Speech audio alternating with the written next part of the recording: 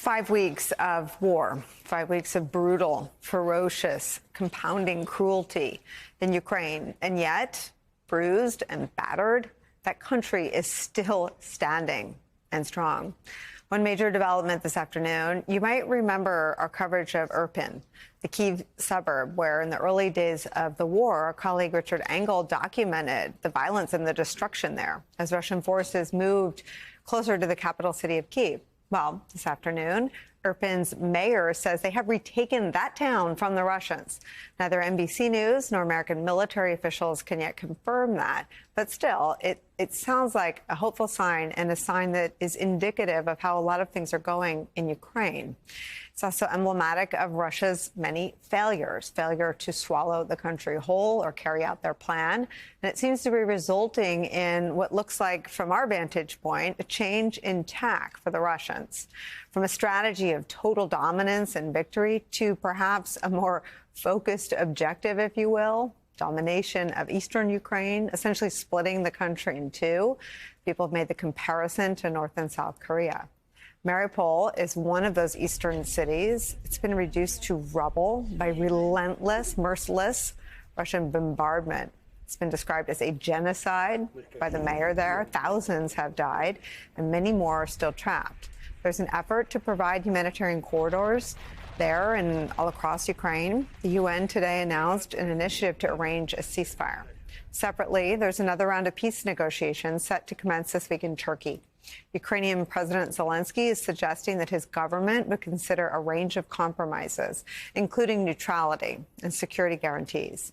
Meanwhile, the U.S. Pentagon says it deployed 6 more aircraft and an additional 240 Navy personnel to Germany to reinforce NATO's presence.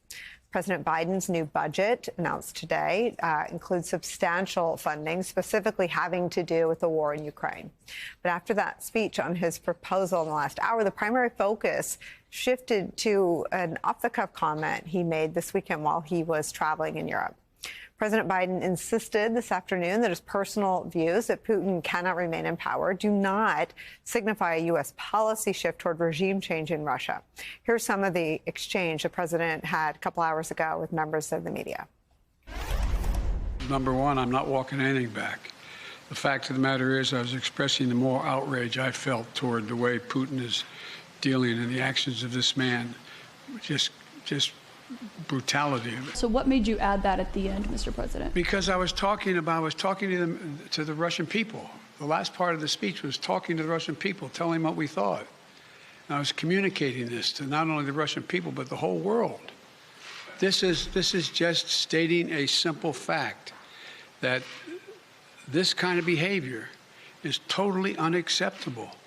Totally unacceptable. And the way to deal with it is to strengthen and keep NATO completely united and help Ukraine where we can. Joining our live coverage, NBC News correspondent Ali Arouzi, who's in Lviv, Ukraine. In Washington, NBC News White House correspondent Mike Memoli. And our friend, retired 4-star General Barry McCaffrey is here, former member of the National Security Council, now an MSNBC military analyst. General McCaffrey, I want to start with you. Why can't we hold these two thoughts in our head at the same time? That U.S. policy has not shifted to one of regime change in Vladimir Putin's Russia, and in the U.S. president's opinion, this man should not stay in power.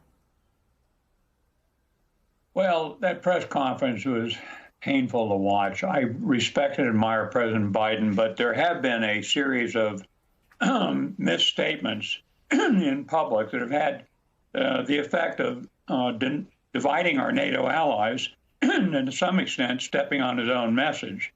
But you're quite correct. Look, at the end of the day, Putin clearly is a criminal, brutal violator of international law who can never be welcomed back into the international community and who is doing terrible damage, not just to Ukraine, but to his own people.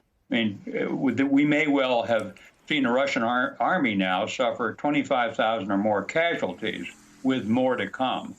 But the President of the United States has to have a different posture and position, clearly, than outside critics.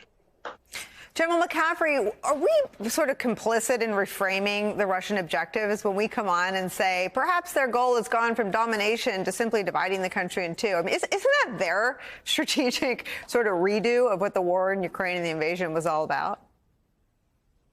Well, we're just trying to read the tea leaves. And, but you make a very strong point. I don't think Putin's mindset probably has changed one whit.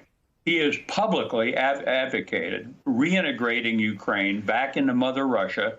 They're attacking throughout the country with cruise missiles targeting civilians as part of a terror campaign to force capitulation or change of the war aimed by the Ukrainians. I think probably right now what's happened is a tactical disaster is forcing the Russians to say, what can we get in the short run? They desperately need to keep the land bridge from Crimea up to the Donbass, and I think they believe they have to get Odessa. It's not clear to me they can do either. So they've been forced back on their heels, and they're going to try and scavenge manpower throughout Russia and from the Middle East and elsewhere to keep this battle going. But Putin's in trouble. The Russian army's in trouble.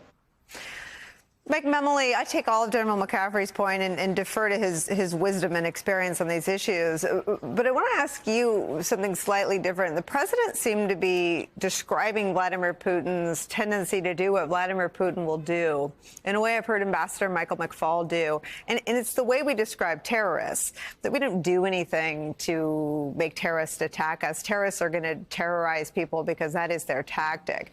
Does this White House see Putin as a terrorist in Ukraine, as terrorizing the country's civilian population?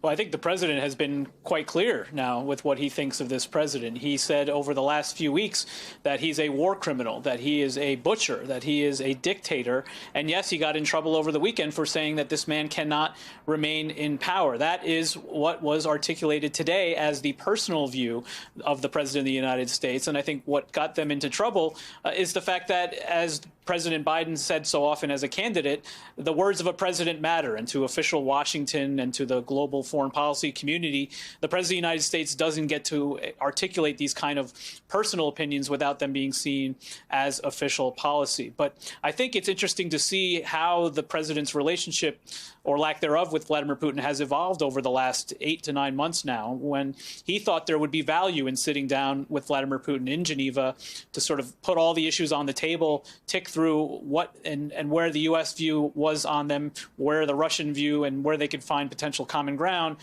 and potentially use that personal relationship to deal with these problems going forward. Now, you heard something rather striking from the president today as part of that news conference when he said, I don't care what Vladimir Putin thinks. Clearly, his view has changed now over the course of his time in office to view the fact that Vladimir Putin is perhaps not a rational actor anymore, that he's simply going to follow through on his plan, results, consequences be damned. And that poses obviously significant challenges for the administration moving forward. But it is interesting, given so much of what policy has been so far has been to avoid escalation, the president today saying he doesn't think any of this will matter in terms of escalating the situation further.